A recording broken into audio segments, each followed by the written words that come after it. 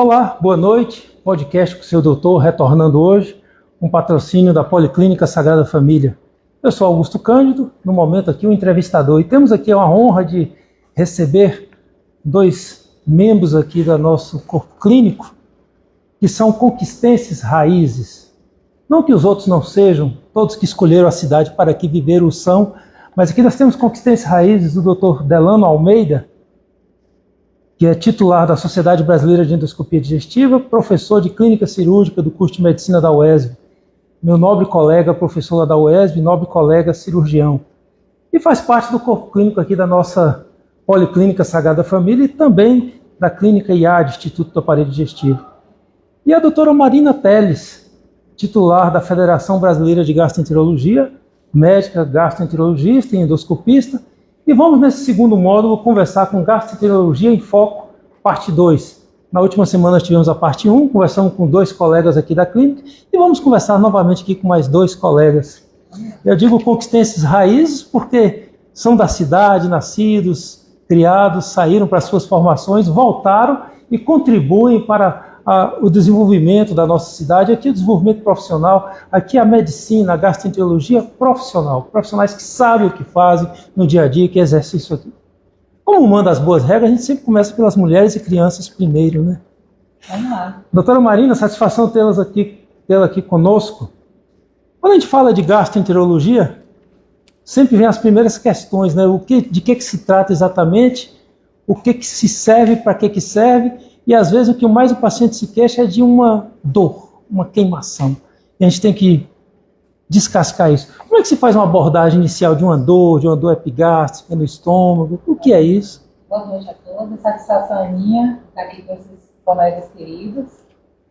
Então, a gastroenterologia é a especialidade médica que cuida do aparelho digestivo. Envolve esôfago, estômago, pâncreas, vesícula, intestino, entre outros. E um dos sintomas mais frequentes realmente é a dor. A dor que ela pode ser de vários tipos. Então, a abordagem, a gente começa a investigar o tipo da dor, a duração, a localização, o que causa a dor, o que melhora a dor. Isso aí ajuda a nos guiar a dar algumas dicas de onde pode ser a causa. Se pode ser uma dor gástrica, de estômago, uma dispepsia ou de algum outro órgão. Então, a gente vai começando pela investigação básica mesmo para ter uma ideia das causas. Até às vezes assusta porque nem sempre a dor que parece que é no estômago, tem até as mais temidas, dor de origem cardíaca. Horário também é importante. Que pode aparecer naquela região. Associação com outros sintomas. Já saiu um termo aqui, dispepsia. O que é isso, doutor Delano? O que é dispepsia? Boa noite a todos. Gostaria de agradecer aqui esse convite, principalmente pelo fato de estar aqui entre amigos, e esses amigos são duas referências do mais alto gabarito de nossa cidade. São pessoas que, quando eu preciso, eu ligo, mando o paciente, discuto, me informo, aprendo, repetidas vezes, e faço muito orgulho, muito prazer de estar com vocês convivendo. Professor Augusto, a dispepsia, ela, na verdade, ela não é uma doença, ela é um sintoma, né? É um sintoma que pode ser um desconforto nessa região que todo mundo conhece como a boca do estômago, né? Que nós chamamos de epigastro. E esse desconforto ele pode vir com forma de dor, principalmente muitas vezes pós alimentação, ou pode vir com uma sensação de uma plenitude gástrica, né? A pessoa come e se sente muito cheio, ou por uma saciedade precoce, ou por uma sensação de que quando eu ingeri, quando eu me alimentei, parecia que eu comi um boi. A gente escuta muito isso no consultório, né? E isso aí já, entre outras coisas, acende assim uma luzinha para a dispepsia. Porém, o abdômen, ele é um enigma, né? O abdômen, ele é um esconderijo, na verdade. Nem sempre as dores que se manifestam assim de uma forma muito superficial, elas são exatamente aquilo que parece ser. Então, realmente é muito importante, Marina colocou muito bem aqui, É uma anamnese bem feita, essa história bem colhida, detalhada, associado, né, com os detalhes que cercam esse sintoma. Também qual o paciente, sexo, idade, né, qual é a história psicossocial desse paciente, porque a dispepsia, dentre outros, está muito associado com o estilo de vida do paciente. Então, tudo isso, e o médico tem que estar atento, inclusive a outros sintomas, como você bem colocou, outros problemas não relacionados ao abdômen, cardíacos, pulmonares, né, e também relacionados ao abdômen, mas de outros órgãos, como as questões renais, entre outros, que podem causar essas dores e desconfortos e podem fazer parte do nosso diagnóstico. Então, realmente é uma coisa bastante ampla, nem sempre é tão fácil, né, está tão raso ali o diagnóstico e a solução da questão. Então, é uma situação, e é muito frequente no nosso dia a dia. O médico precisa estar bastante atento, ter bastante conhecimento, estar sempre atualizado sobre o assunto para poder lidar com essa situação. Anitta, que nos acompanha, muito obrigado, Anitta, por nos acompanhar, diz: uma clínica de profissionais excepcionais. Hoje estive na Sagrada Família e fui muito bem tratado. Que bom, obrigado pelo retorno, ficamos felizes com isso e nos esforçaremos cada vez mais para assim procedermos. Quando sai o termo dispepsia, a gente ouve logo falar: isso aqui é uma doença orgânica ou é uma coisa funcional? Isso existe mesmo, doutora Marina? Tem o que é orgânico, o que é funcional, quando é um, quando é o outro. Dizem que até 40% dos sintomas gastrointestinais têm uma etiologia funcional. O que é isso? O que separa um do outro? Então, existe com certeza. Então, a gente tem que saber diferenciar isso aí. Então, um paciente que está sentindo dor, má digestão, desconforto, você busca se ele tem algum sinal de alarme de gravidade, né? E fala mais a favor de uma doença orgânica. Então, é alguém que está perdendo peso, que tem anemia, que notou dificuldade de engolir, de comer os alimentos, que nota alteração no funcionamento do intestino, notou sangue nas fezes, já fala mais a favor de alguma alteração orgânica, realmente chama mais atenção. Agora, as doenças funcionais do trato digestivo são um grupo de doenças, como o nome já diz, com alteração geralmente no funcionamento do órgão, sendo que não necessariamente ele tenha alguma alteração. Normalmente o órgão é normal, mas ele funciona alterado. Muito frequente. Agora, a boa notícia é que na maioria dos casos tem tratamento, o paciente melhora muito a qualidade de vida, mas qualquer dor, qualquer sintoma tem que ser investigado. Veja a importância, como foi dito aqui, de anamnese. Anamnese, para você que nos ouve, o diagnóstico médico ele passa por uma entrevista, que é a conversa, é a anamnese. Em cerca de 85% das vezes, ao acabar a conversa, você já tem uma ideia muito bem formatada do que o paciente tem. Aí, em 10% das vezes, no exame físico, você fecha o seu raciocínio e apenas em 5% das vezes você tem um exame como muito bem determinante. Serve a anamnese e o exame físico justamente para nortear o que vai fazer, para separar se isso é uma doença funcional. Não é que não exista, é porque essa doença, o órgão não funciona bem, você tem muitos sintomas, mas você pode se tranquilizar que aquele tratamento, geralmente aquela doença não leva a grandes alterações da sua quantidade de vida, pode prejudicar a sua qualidade. Mas quando a doença é funcional, doutor Delano, o senhor que, entre outras coisas, entende muito de esôfago. O esôfago ele é um tubo que liga ali no final da boca até o estômago e que só serve para a passagem do alimento. Trânsito de 6 segundos ou alguma coisa perto disso. Mas muitas vezes essa passagem se faz de forma ruim, dolorosa, difícil, entala, não passa, volta ao alimento. Como é que funcionam as doenças aí, tanto orgânicas quanto funcionais do esôfago? Separamos, estudamos, como é que se faz isso? Professor Augusto, será que a gente tem até meia-noite para conversar aqui? Só sobre um pouquinho da funcional? Mas veja bem. A sessão diferencial, realmente. Não sempre é fácil. Olha, é um complexo muito grande, na verdade, a questão do esôfago, porque os sintomas relacionados ao esôfago nem sempre são tão evidentes. Às vezes o paciente fala assim, chega no consultório e fala: doutor, eu tenho gastrite. É o básico, né? Todo mundo tem gastrite, né? Aí começa, você fala: caramba, né? O que é a gastrite, né? A gastrite não tem uma implicação clínica tão importante como tem a dispepsia, que é o sintoma relacionado ao desconforto epigástrico, enfim.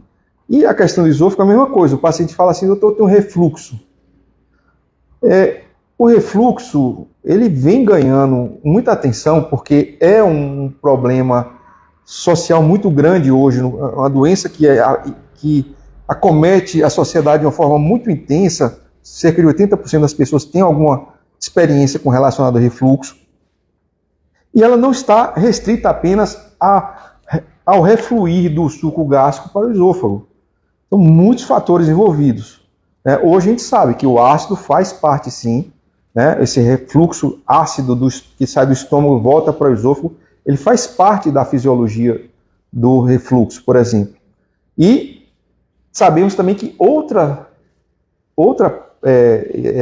outro item muito importante, que é a sensibilidade do paciente, que também pesa bastante na questão do refluxo. Só que isso também se expandiu para as outras situações, outras patologias relacionadas ao esôfago, onde você tem o binômio sensibilidade, que se refere ao sintoma, associado a algum fator causador do dano ou da injúria, né? Então, isso aí mescla, vamos dizer assim, cria uma zona cinzenta entre o que é orgânico e o que é funcional. Nós temos hoje a doença do refluxo como a principal expoente aí das doenças do refluxo, do esôfago, porém temos outras doenças como a esofagite eosinofílica, que é uma alergia que dá no esôfago, assim como a asma é uma alergia nos brônquios, né, na via respiratória, a esofagite eosinofílica é uma alergia do esôfago, e tem um sintoma muito semelhante à da esofagite, da doença do refluxo, com o agravante dela às vezes, ela estenosar, o trajeto esofágico começar a ficar estreito e ter dificuldade do alimento passar. Tem outras questões também relacionadas aos espasmos esofagianos, né, às alterações relacionadas às neoplasias esofágicas, tanto as benignas quanto as malignas, e elas todas têm uma sobreposição de sintomas, né? E você colocou muito bem uma coisa, que a gente tem que fazer uma história bem feita, 85% aproximadamente já se sabe da história, depois vem para o exame físico. O esôfago é um dos órgãos que não adianta exame físico, porque não tem como você examinar muito. O exame físico do esôfago seria uma endoscopia. Aí geralmente você tem que lançar a mão sim de uma endoscopia, porque é necessário, às vezes com biópsias, nem sempre quando a gente faz biópsia tem a ver com câncer, né? E algumas vezes o estudo funcional do esôfago, que pode implicar numa radiografia com contraste, pode implicar numa manometria, pegametria, impedância, pegametria, enfim. Então, os sintomas são vários, as doenças se sobrepõem. A endoscopia ela é muito boa para já dar assim, uma noção se você tem uma doença orgânica ou não. E a partir daí tem as doenças funcionais. E aí é onde eu pediria, se tivesse tempo, até a meia-noite para falar sobre isso aqui. Mas é bem dentre todas as palavras saiu a palavra gastrite. Talvez é o que todo mundo acha que tem, né, doutora Maria? E nem todo mundo tem, mas existe um diagnóstico efetivo. A gente sabe que o diagnóstico de gastrite ele é histológico, é de biópsia. Mas muitas vezes a gente sabe que o paciente tem ou não. Como é que funciona o tratamento? Desde 82, quando se descobriu o H. pylori, aquela dupla lá da Austrália, Marshall e Warren, que descobriram, inclusive ele bebeu lá o negócio para comprovar que existia, que mudou o seu perfil. Mas como é que se faz hoje a investigação de uma gastrite, o tratamento? Como é que são esses passos?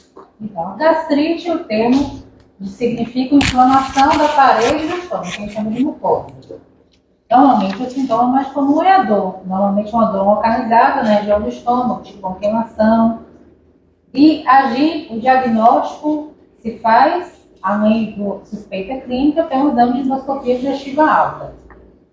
Temos alguns casos de gastrite. A mais comum no mundo todo é a infecção por uma bactéria, que chama H. pylori, que ela coloniza o estômago e causa inflamação do estômago. Mas ela também pode ser causada por medicamentos, né? Aí vem o alerta. O uso de discriminados de anti-inflamatórios é muito comum a gente atender pacientes usando remédio para dor de cabeça, dor de coluna, e pode causar também gastrite até úlceras. Então, a investigação se dá inicialmente por endoscopia, que a gente faz a pesquisa para ver se tem ou não essa bactéria. E no nosso meio a gente usa principalmente dois métodos. Se faz uma biópsia do estômago, pode ser enviado para um laboratório para avaliação histológica, ou a gente faz um teste, que é um teste muito simples e rápido, que é feito na hora, que chama o teste da urease. E se positivo, detecta a presença da bactéria H. pylori, e a gente encaminha para o tratamento. O tratamento, se presente a bactéria H. pylori, ele é feito com 3 medicações a princípio. A gente faz uma medicação para gastrite e associa 2 antibióticos. Como a bactéria tem que ser usada antibiótico. Ok. Emanuele Rocha, que nos acompanha, muito obrigado, Emanuele. Pergunta aqui, fala um pouquinho sobre esofagite erosiva. Pois não. Pode ser um pouquinho, pode ser muito, fique à vontade. Bom, a esofagite erosiva, ela é um achado endoscópico que nós temos no paciente que tem geralmente a doença do refluxo gastroesofágico. Nem toda esofagite erosiva é doença do refluxo gastroesofágico. As esofagites são divididas, né? Se você por acaso tem uma esofagite eosinofílica, você deve ter tido talvez até o desprazer, né, de ler lá esofagite erosiva Los Angeles, aí vem uma letrinha A, B, C ou D. E nós consideramos hoje que ela é patognomônica de refluxo gastroesofágico a partir do B, que é um nível de você mede a intensidade da esofagite. E ela é causada, né, essa esofagite erosiva é uma erosão do esôfago causada pelo refluxo ácido e ao rompimento da barreira antirrefluxo ali do esôfago. A esofagite erosiva ela é um guia para nós, para a gente saber se o paciente tem ou não a doença do refluxo e instituir o tratamento. Então, a esofagite erosiva em si não é a doença é a doença do refluxo gastroesofágico, né? E nós tratamos o refluxo gastroesofágico. Como eu estava falando antes, a doença do refluxo ela tem a ver com um estilo de vida. Então, ela veio com a vida moderna, é uma doença de vida moderna, doença de conforto, doença do ganho de peso, doença de falta do exercício físico, da atividade física, doença do excesso da alimentação, do aumento da circunferência abdominal, do estresse, ansiedade, é uma doença multifatorial. Então, não vai ser uma consulta, geralmente, com a prescrição de um remédio, que você vai ficar livre da doença do refluxo gastroesofágico. Vai precisar, com certeza, uma mudança do estilo de vida, vai precisar de uma reinvenção do indivíduo em todos os aspectos da vida, né? Às vezes, a correria, o dia a dia, as pressões, fazem com que a pessoa adote hábitos ruins. Então, a gente começa a conversar com o paciente, isso requer uma anamnese realmente profunda, a gente precisa muitas vezes entrar no dia a dia do paciente, mas meu problema é no meu esôfago, por que quer saber do meu dia a dia? Porque tem tudo a ver. O dia a dia tem tudo a ver, e as pessoas que têm uma mudança do estilo de vida, elas conseguem, na grande maioria das vezes, um controle efetivo da doença do refluxo gastroesofágico, e aí a gente usa também, naturalmente, algumas medicações como antiácidos para poder controlar a esofagite erosiva, né? Ou seja, Emanuele, tem diagnóstico de esofagite erosiva, não só medicamentos, mas muitas vezes o estilo de vida. Isso é interessante porque muitas das doenças, dizem que até 70% das doenças têm uma participação da pessoa doente com a formação ou manutenção ou piora da doença. Então, o estilo de vida faz parte. É preciso pensar no estilo de vida. Se você já tem um estilo de vida perfeito, talvez só medicamento, mas tem jeito das duas formas, uma ou outra.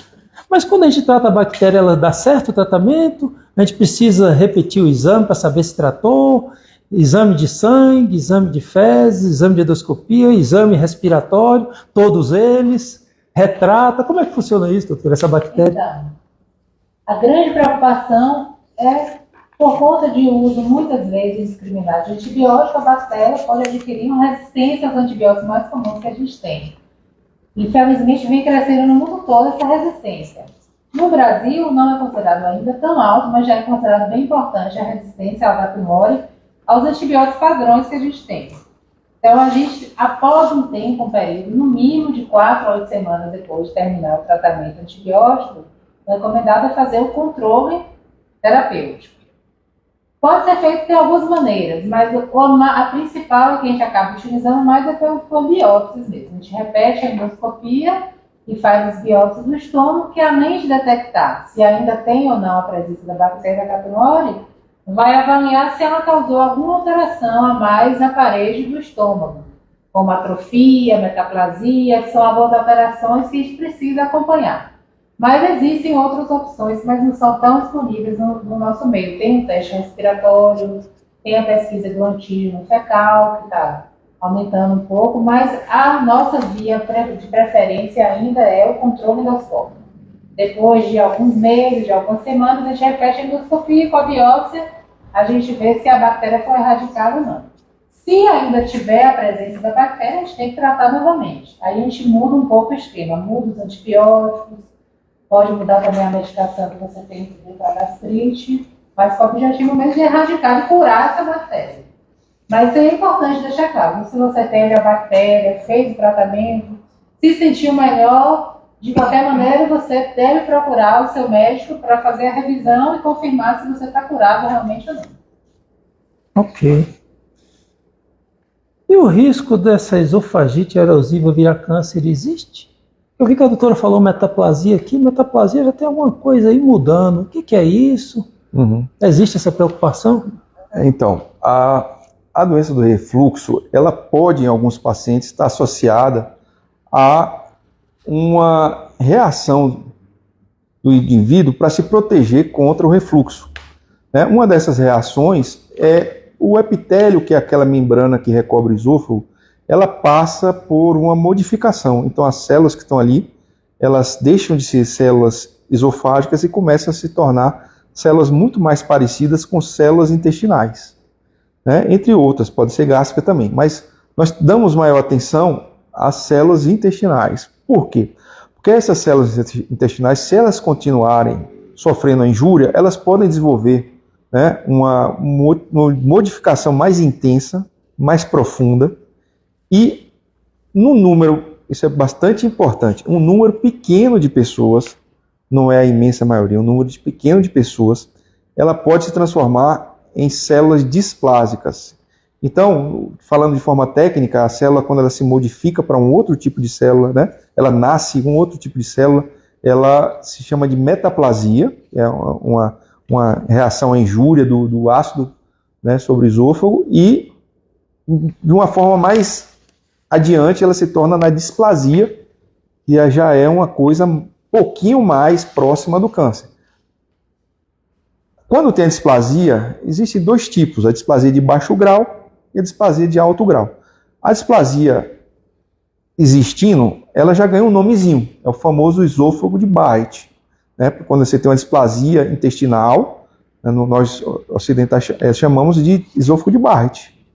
E o esôfago de Barrett, que é uma situação que é muito mais comum em homens, ali nos seus 50 anos, com obesidade, com história de longo curso de refluxo, né, brancos, eles têm uma tendência maior de ter esse esôfago de Barrett, que é o grupo que a gente foca nas nossas vigilâncias, nas nossas screens, na forma de você tentar diagnosticar isso de forma precoce. Mas não quer dizer que outras pessoas que não estão nesse contexto não tenham também esôfago de Barrett. Então, quando a pessoa tem esôfago de Barrett, acende uma luzinha. Nós colocamos essa pessoa em vigilância, então ela vai ficar fazendo endoscopias com biópsias de uma forma mais sistemática, periódica.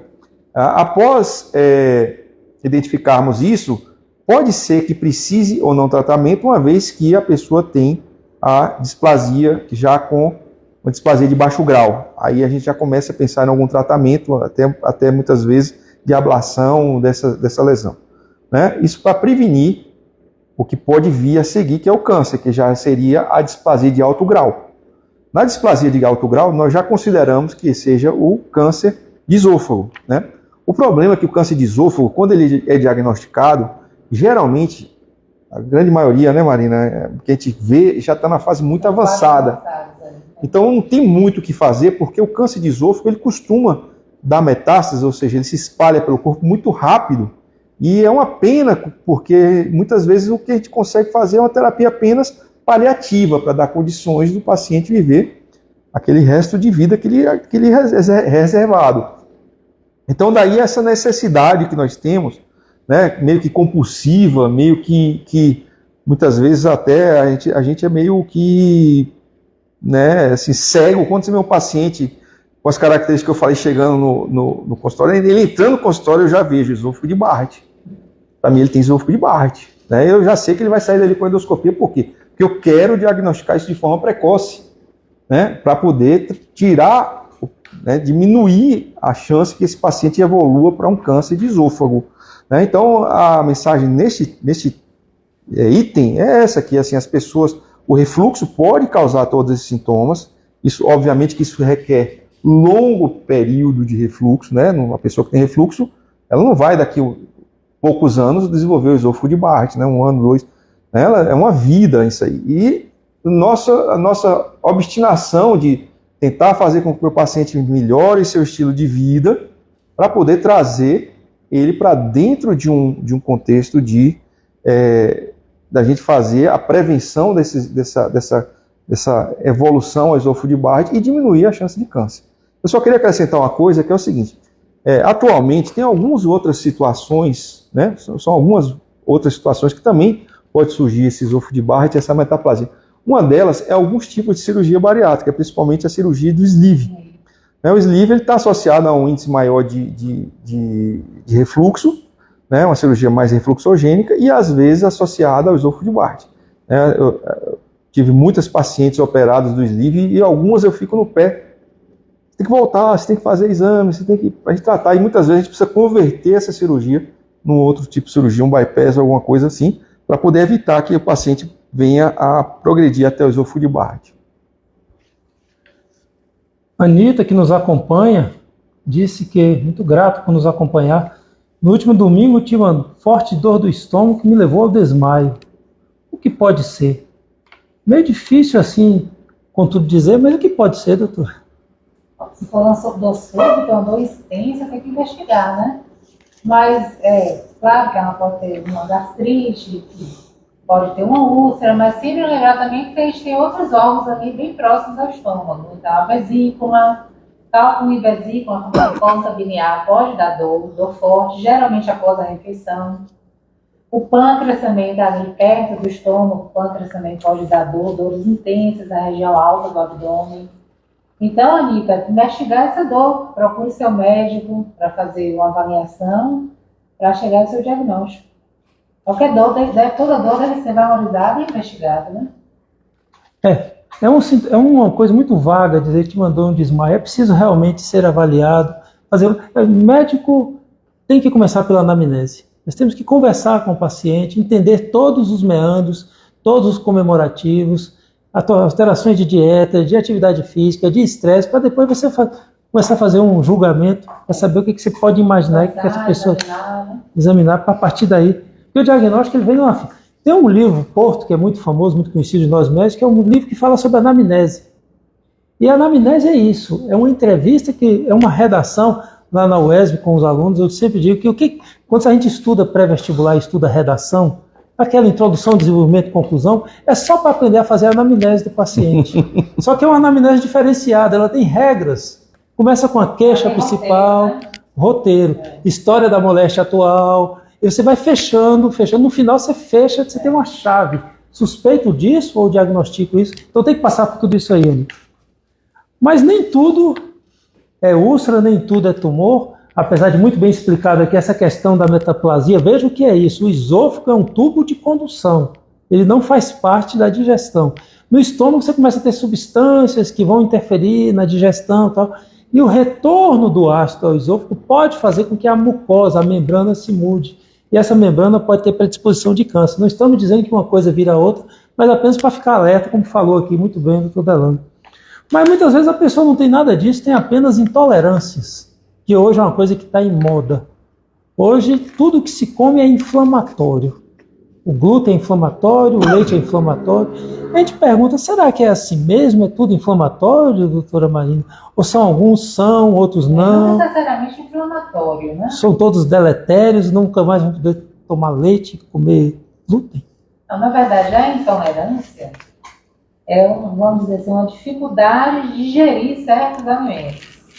Então, alguns alimentos são mal digeridos pelo organismo e aquelas bactérias que moram ali no seu intestino, a famosa flora intestinal, que a gente chama de microbiota, elas podem fermentar os produtos da digestão desses alimentos e causam realmente muito desconforto. Então, é gases, flatulência, aquela distensão abdominal, eventualmente cólicas, diarreia. Agora, a alergia ou a inflamação, geralmente é uma doença diferente, né? Tem o glúten, por exemplo, ele pode inflamar o intestino, causar doenças mais graves. Mas aí a gente já não está tratando mais somente de intolerância. Já tem a doença celíaca, que seria uma doença autoimune, que tem agressão celular realmente intestinal. É uma doença mais séria e pode levar a maiores consequências. Então, nem tudo é inflamação. A inflamação geralmente não é somente uma alergia, é um processo mais complexo, envolve dano celular realmente.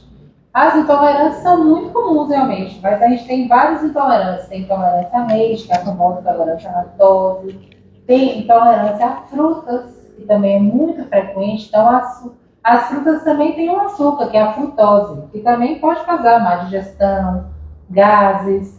Tem intolerância à rafinose, que tem, por exemplo, no feijão. Então, muita gente já sabe que o meu feijão tem gases. Agora, na grande maioria dos casos, é somente aquele desconforto, não inflama o intestino. E virou esse mito hoje em dia que circula por aí, que Justamente. os alimentos são inflamatórios. Na maioria dos casos, isso não inflama, não causa mais dano celular no intestino. É o desconforto, e claro, deve ser tratado, ninguém quer sentir esse desconforto. Em raros casos pode dar diarreias graves, mas a intolerância, na maioria dos casos, se resolve com substituição dietética e a gente pode lançar mão de algumas medicações para ajudar, um probiótico, ou até um sintomático, um remédio para gases, mas na grande maioria dos casos, essas intolerâncias não inflamam, elas causam desconforto. Eu perguntei assim, inflamação, porque a gente ouve muito hoje pessoas que talvez não detenham assim, um conhecimento maior sobre o assunto, falar que tudo é inflamatório. E como muito bem explicado pela doutora Marina, de repente você come feijão e passa mal.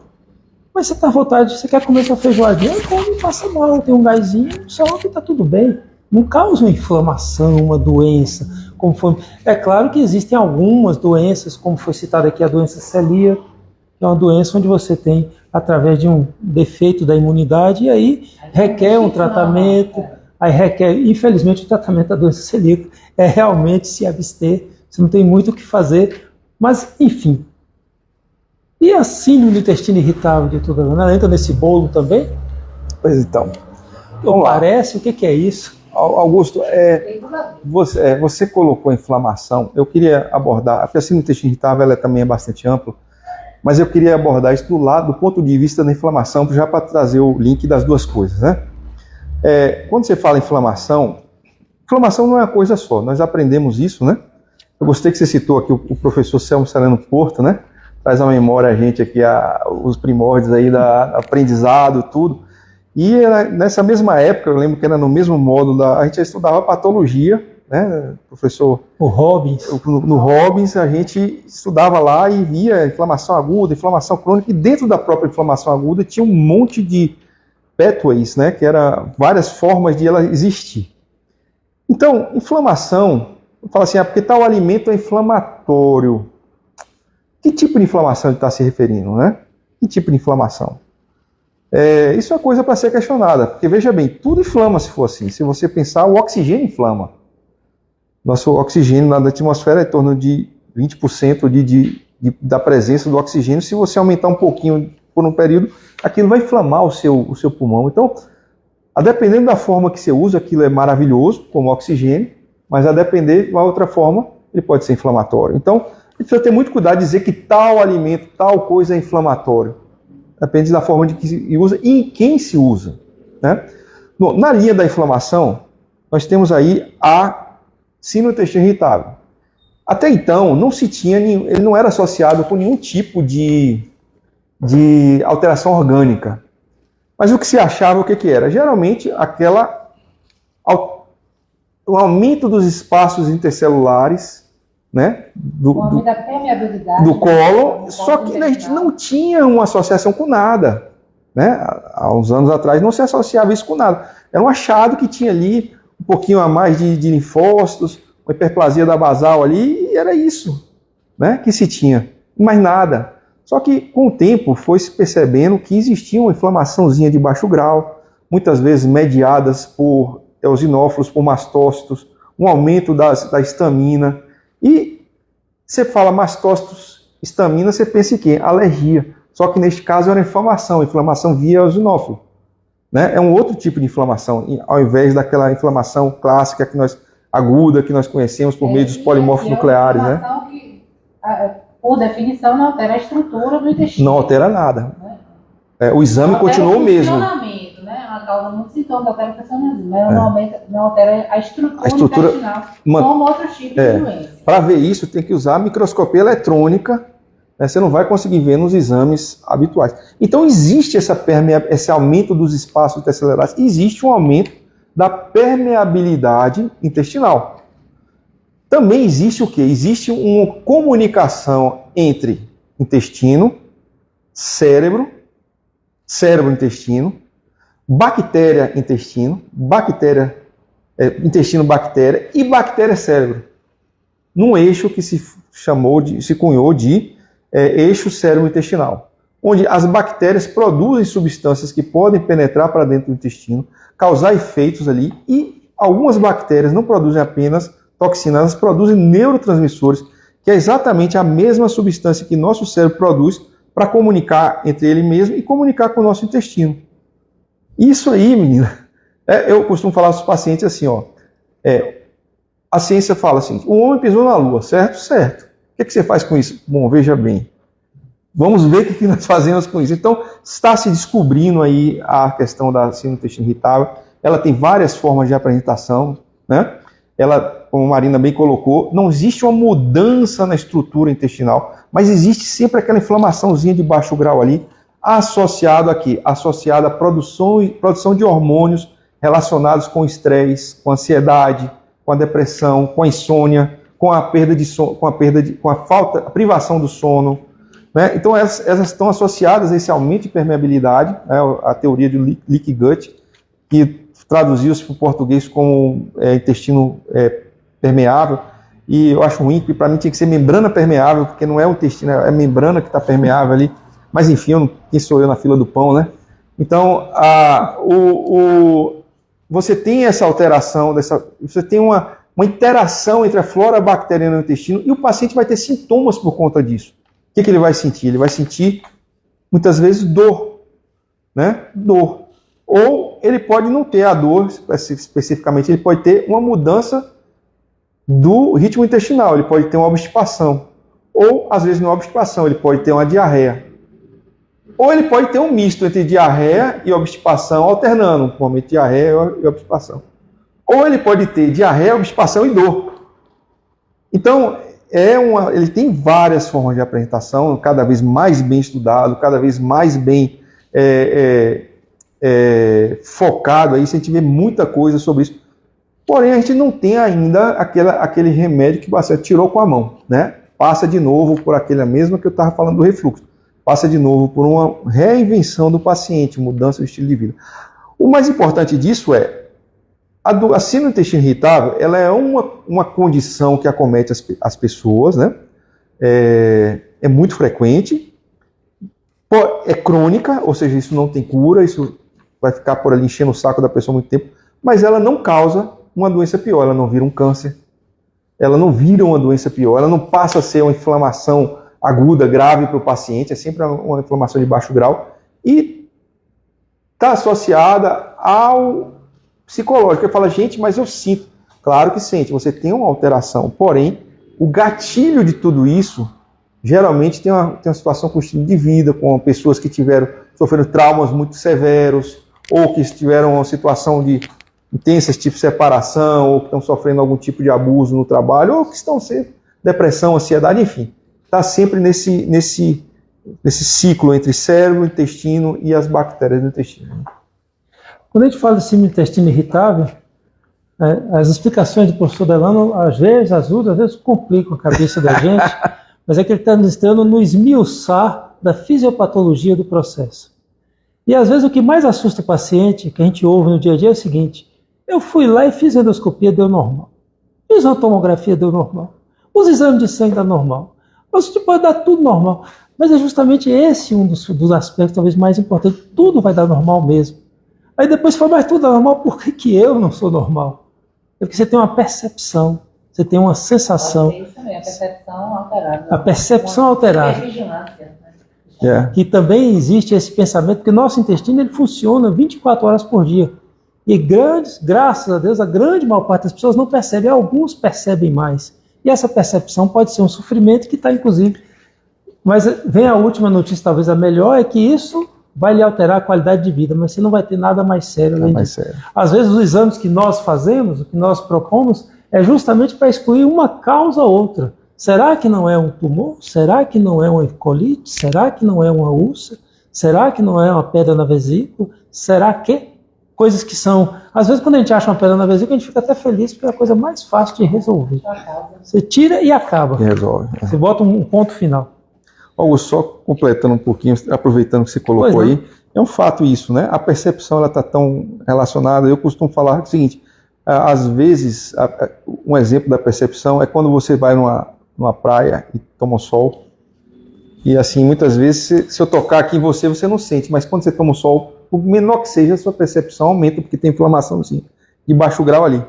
Mas muitas vezes, se você sofrer repetidamente aquilo, você vai tocar, você já tem uma certa prevenção daquele desconforto que você vai tomar. Uma percepção, né? Você está ligado, porque você está com a atenção voltada para aquilo ali. E muitas vezes o paciente está com a atenção voltada para o intestino.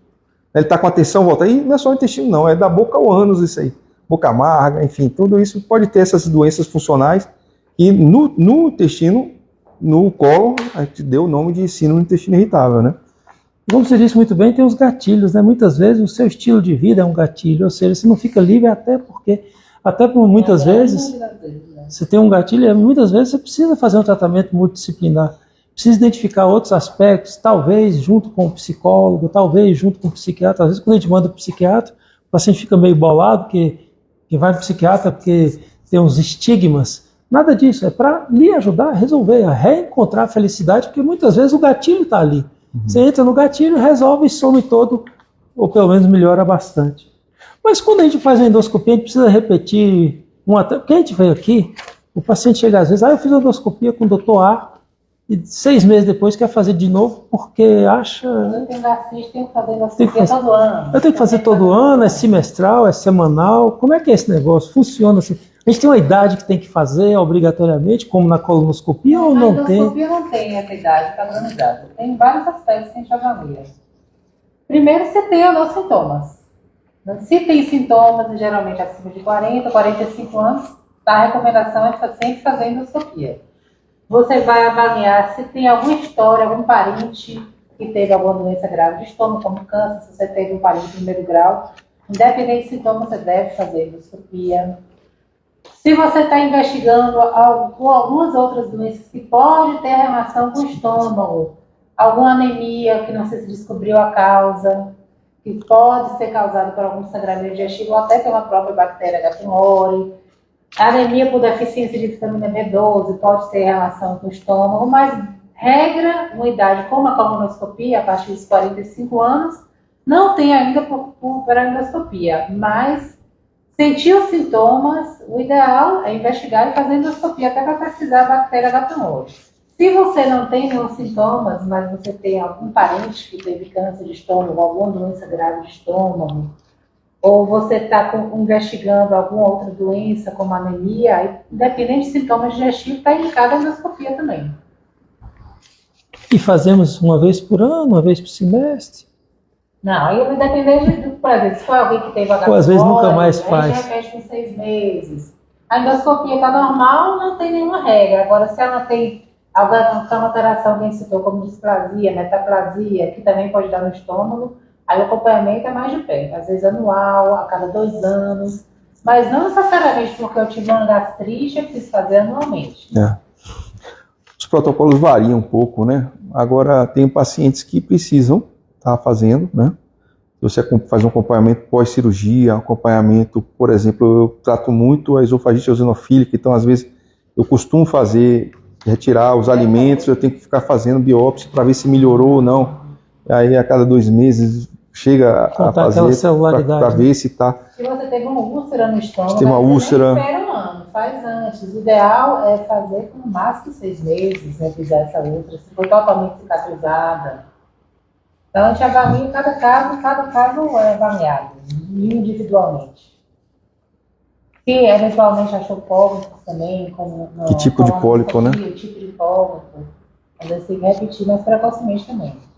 Os pólipos no estômago são talvez um capítulo à parte, que a grande maior parte é aquele bestinha, né, de glândulas fúngicas, que não tem grandes significados, mas podem ter pólipos importantes também, né? O problema é que a pessoa que teve o pólipo de glândulas fúngicas, que geralmente está associada ao uso de medicação, né? E o pólipo de glândulas fúngicas, ele não tem essa capacidade de se transformar em tumor. Porém, uma pessoa que teve pólipo de glândulas fúngicas, ela tem a mesma possibilidade de ter um pólipo adenomatoso que qualquer outra pessoa. Então, um daqueles ali pode ser, de repente, um pólipo adenomatoso. Então, quando a pessoa faz o exame, ela já tem pólipos. Você tira ali os mais expressivos, né? Às vezes o paciente fala, mas tira todos, pelo amor de Deus, tira todos, pelo amor de Deus. Ele tem que tirar os mais expressivos e manda estudar. E aí, quando você manda estudar, se vier ainda os pólipos de glândulas fúngicas, estamos tranquilos. Se vier um adenomatoso, ou então vier uma lesão aí associada a, por exemplo, algum tumor neuroendócrino, alguma coisa nesse sentido, aí a conduta muda completamente, né? Doutora Marina, eu vejo que as pessoas às vezes começam a usar uns medicamentos e ficam reféns. Será que o famoso omeprazol ou os prazóis da vida tem indicação para tomar o tempo todo sem parar? Eu também vejo muito isso. Em primeiro lugar, o medo excessivo da medicação. Quando bem indicada, a medicação é excelente e segura. A gente está autorizado a usar. No esôfago de baixo, por exemplo, usa contínuo para a vida toda. E já mostrou que se traz benefício, diminui o risco da displasia aparecer ou piorar. Então, são medicações que, quando bem indicadas, são excelentes e seguras. Agora, o uso indiscriminado, que pode acarretar eventualmente anesías. Por exemplo, eu vejo pacientes que são cardiopatas, hipertensos, usam remédio para pressão, para diabetes e o omeprazol para proteger o estômago. Isso realmente não tem nenhum sentido. Se ela não tem nenhuma doença do estômago. É a ideia estômago, de que você está tomando um comprimido, tem que tomar um outro para proteger o estômago. Isso aí não tem sentido realmente. E a automedicação, né, que não está indicada em nenhum caso. Então, é uma medicação, quando bem indicada, completamente segura. Agora, tem toda medicação, qualquer medicação, tem que ter sua indicação e seu motivo de usar, né? Ou seja, o uso do omeprazol ou dos prazóis, assim, por uma proteção gástrica, é porque existe aquela história de que casos, com certeza, você toma um medicamento e você acha que deve tomar. Por exemplo, a própria doença cardíaca, a pessoa que faz uma dupla antiagregação porque tem uma doença valvar e etc., que talvez por conta disso, se tiver uma úlcera, pode ter um sangramento maior, seriam situações muito peculiares. Essa aí está muito bem indicada, né? Se alguém que já teve um sangramento, alto risco de sangrar, aí você deve usar a medicação. Agora, não usa para a população em geral. Porque tem um pensamento, né? Proteger qualquer uso. A maioria das medicações não agride o estômago, né? Tem uma situação também muito frequente, que é aquela situação do indivíduo que tem a doença do refluxo. Ele vai no consultório, né? E engraçado que o paciente do refluxo, ele passa por todos os médicos, né, da cidade. Ele já passou por todos, porque ele tem tanto tempo. Ele quer alguém que tire a doença dele. Enquanto que faça aquele toque final e acabe com a história. Né? E esse paciente é aquele ele vai ouvir a mesma conversa mais ou menos. Que ele quer o remédio, ele não quer mudar o estilo de vida, né? Ele quer o comprimido. É mais fácil, né? Muitas vezes o remédio é mais fácil. E esses são tomadores, né, cotumazes aí de antiácidos, né? E tomam de todos, e sabe, até fala muito, ensina muito para nós, esse tipo de paciente ensina muito para nós, porque ele, esse é bom, esse não é. Esse aqui eu dei muito bem, esse já aqui já me... Né? A gente aprende com os pacientes, né? E então esses pacientes, muitas vezes, eles tomam ali, se suspender o omeprazol, a vida dele acaba, porque começa a ter refluxo mesmo. Então esse paciente, ele precisa entender que, assim, a medicação é ótima, né? É muito boa, ela deixa a pessoa, muitas vezes, assim, sem sintomas, mas que aquilo ali é uma paliação. Ele precisa entrar nas medidas, né? Reduzir peso, reduzir circunferência abdominal, modificar o ambiente, iniciar, né, a dieta, exercício, enfim, controle do sono, a higiene do sono, e ter, né, evitar os café, chocolate, essas coisas assim. Então, a pessoa vai tendo uma melhora e ela vai vendo se consegue diminuir ou ficar usando apenas sob demanda, né? Então, a menor dose possível, ou, em alguns casos, nós precisamos pegar essa pessoa e indicar para cirurgia, casos selecionados, casos bastante assim, específicos e bem selecionados. Esse paciente tem que ir para a cirurgia para poder melhorar e parar ou diminuir a utilização da medicação. Então, são medicações que são uma utilização muito ampla na gastroenterologia, muito ampla, né, para doenças gástricas, duodenais, esofágicas. Agora também já uso, tem que ficar usando na esofagite eosinofílica aí. E até né? para prevenção de sanguinose digestiva é importantíssimo, né? Então, tem pacientes, às vezes, cardiopatas, idosos, que tem que usar anticoagulante, eventualmente até anti-inflamatório, que está muito bem indicado fazer o uso dessas medicações. Agora, eu nunca uso sem sentido, né? Somente para proteger o quê, né? Talvez a guerra da proteção aí se ajudasse um pouco mais no uso do anti-inflamatório em si. Talvez. Alguém que precisa tomar um anti-inflamatório por algum tempo. Por algum motivo tem que usar, aí realmente Aí talvez. Uso prolongado, né? Uso prolongado. Porque Sintomático. é um dos medicamentos mais usados. Qualquer pessoa que vai a um pronto-socorro toma logo um anti-inflamatório na veia, porque às vezes o que o médico quer fazer é tratar a dor. E ele trata muito bem a dor. Só que, por vezes, a dor é causada por uma doença que justamente o anti-inflamatório vai piorar a dor. Tipo uma diverticulite, por exemplo, sigmoide, ou tipo uma própria úlcera. A pessoa está com uma úlcera, você vai dar um remédio que vai tratar a dor e piorar o causador da dor. Então, precisa tomar muito cuidado com isso, os usos dos anti-inflamatórios. O pessoal da gastroenterologia anda em guerra com o pessoal da ortopedia e da reumato. Porque quem tem dor articular por vida precisa de um anti-inflamatório por vida, não consegue andar. E a gente fica do outro lado. Eu não sou gastroenterologista, ainda bem que eu sou cirurgião.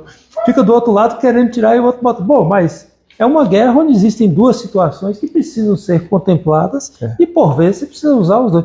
Talvez até o próprio omeprazol, um deles, os prazóis da vida, esses bloqueadores de bomba, ele interfere na absorção de cálcio. Pode ser um problema futuro de uma osteoporose. Então, existem doenças. O uso a longo prazo. O uso a longo prazo pode desencadear um outro problema ósseo, fratura, etc.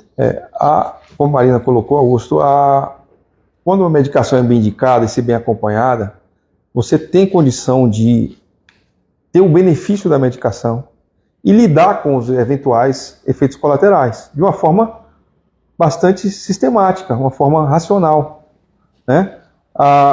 O ruim é quando isso é feito de forma regular, porque pode vir realmente a formação de alteração da absorção de ferro pelo uso prolongado do omeprazol ou algum primo dele, e absorção do cálcio, osteopenia, idosos, fratura de fêmur, alterações intestinais, com formação até de colites.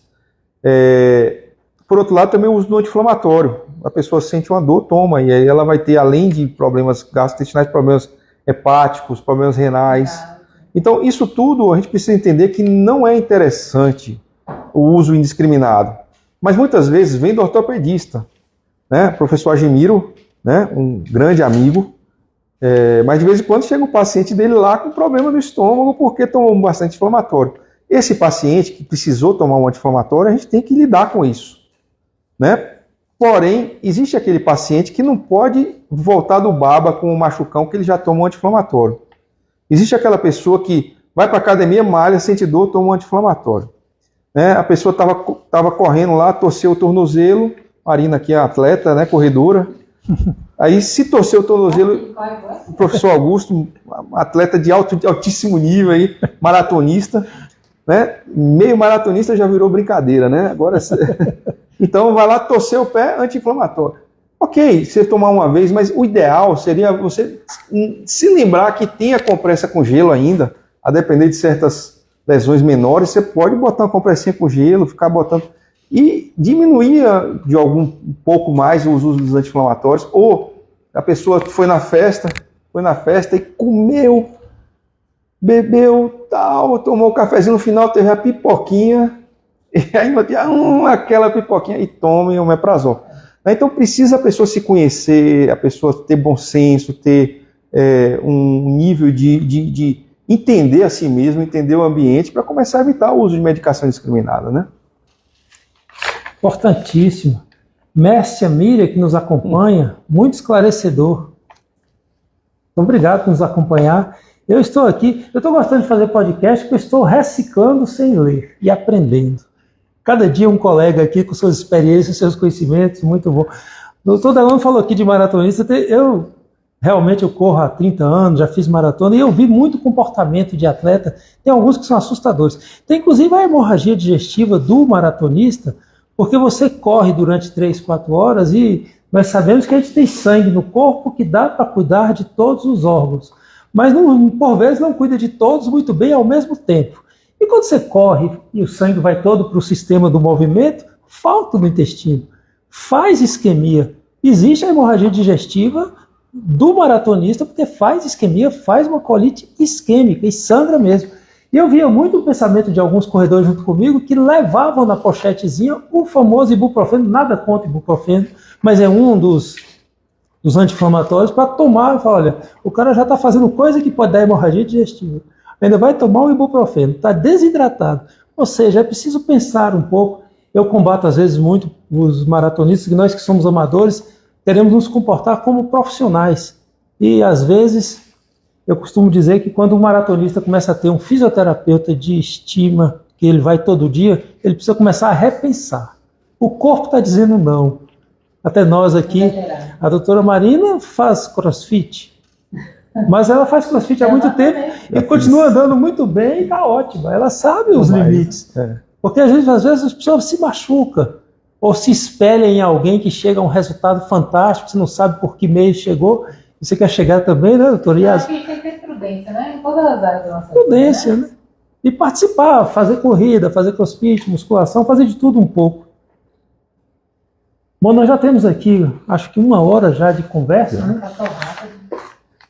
A conversa está tão boa que a gente vai até meia-noite, né, doutor? Se deixar. Vai. Os assuntos do aparelho digestivo são muitos, mas acho que fizemos uma breve viagem aqui sobre doenças do estômago, doenças do esôfago, as que são funcionais, as que não são, seus tratamentos, tratamento da Helicobacter pylori, revisão do tratamento, preocupação com o câncer.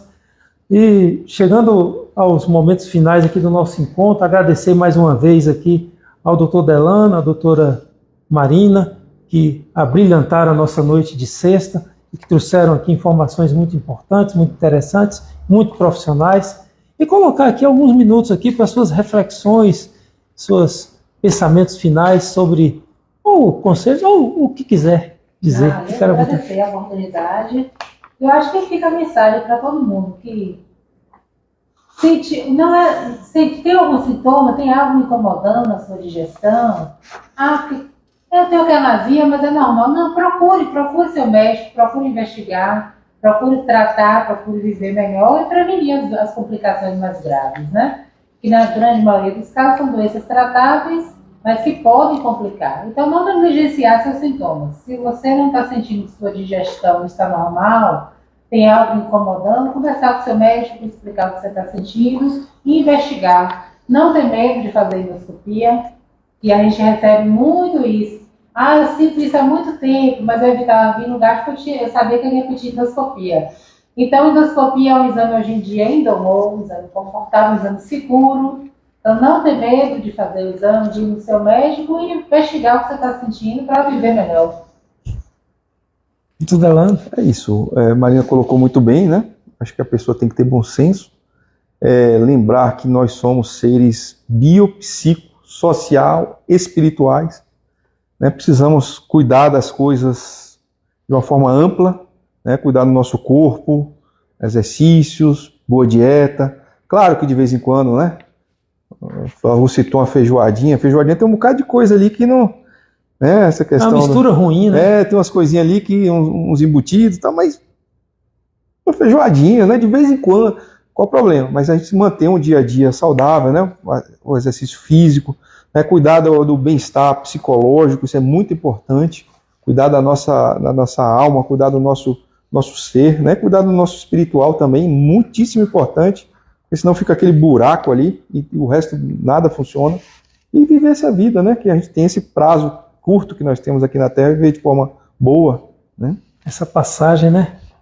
Curtir o presente, que ele é um presente de Deus, né? O passado nos ajuda a pensar no presente, o futuro depende não muito da gente, mas vamos curtir o presente. Policlínica Sagrada Família, onde nossa especialidade é você. Estamos aqui prontos para atendê-los, como foi dito pela doutora Marina, a endoscopia e a colonoscopia, que são talvez os carros-chefe da nossa clínica. Hoje são procedimentos que a gente faz em que pesem ter seus riscos, seus problemas, suas indicações e contraindicações, mas fazemos com segurança, temos aparelhagem dentro de um aceitável, acompanhados por médicos anestesiologistas que nos dão a tranquilidade de fazer o exame com o paciente sedado, sem dor e que não participa daquele exame, acaba o exame, ele nem sabe o que fez. É o que nós podemos providenciar aqui na Policlínica Sagrada Família. Felizes por estarmos aqui em mais um podcast, aqui na presença de dois profissionais que respeitamos muito, que encaminhamos muitos pacientes. A doutora Marina, então, agora está sendo a minha nova referência em doença inflamatória intestinal. Isso é um papo para outro dia, que esse papo é comprido que só.